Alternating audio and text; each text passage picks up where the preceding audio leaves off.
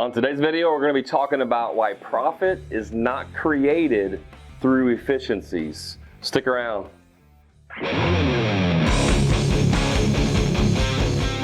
So here's this common thing that I hear from contractors all the time when I talk to them on a daily basis. They say, Brad, I really need help creating systems and processes in my business so that I can be more efficient. And that is a great thing to want to do in your business. You need to have efficiencies in your business. Now, here's the problem. A lot of contractors believe that the only way they're going to increase their profits is through efficiencies. And that is only true for a small percentage of your profits. The way you increase your profits is by one thing and one thing only, and I'm going to demonstrate that for you here. So let's say this is your profit funnel, okay? Up here is your sale price. This is what you sell the job for. In this example, we're going to take a $50,000 job. Maybe you're doing a bathroom, kitchen, whatever. You got a $50,000 profit project, and that's what you're going to sell. Through efficiencies, okay? EFF, that's efficiencies, is a bottom of the funnel activity, meaning that efficiencies only generate income at the bottom of the funnel, not at the top of the funnel. So let's just say that you have the most efficient business possible. Like you can't even do it any better than, there's just no possible way you can do it any better. You may generate $2,500 in additional revenue profit because you're super efficient, right? And that's like maxed out.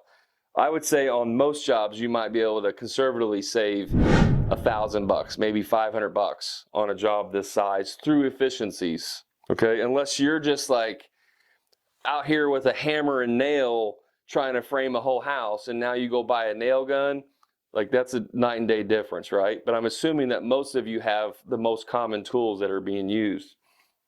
So $2,500 is the maximum amount you're gonna save.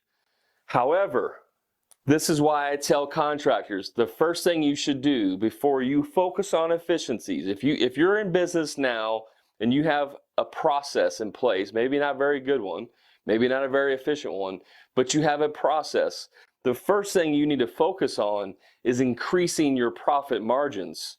And that is simply by charging more.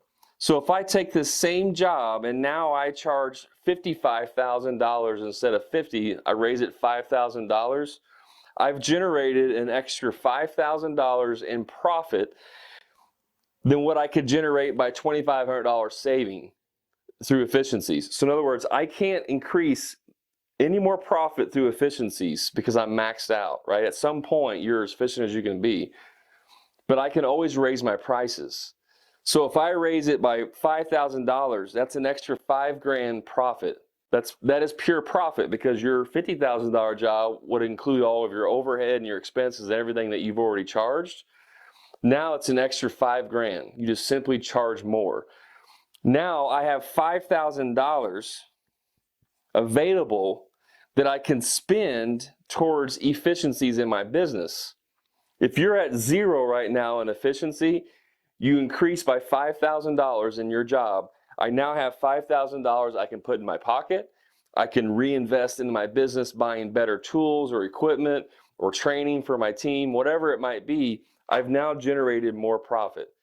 Yes, you can increase your efficiencies. And if you get to that $2,500 in this scenario, now you're making $7,500 versus you weren't making any additional when you were just charging $50,000. This is why the first thing you always have to do, and I tell everybody that I talk to, raise your profit margins, okay? The percentage of what you mark up your materials, the profit margins that you make, the gross profit should be at 50%.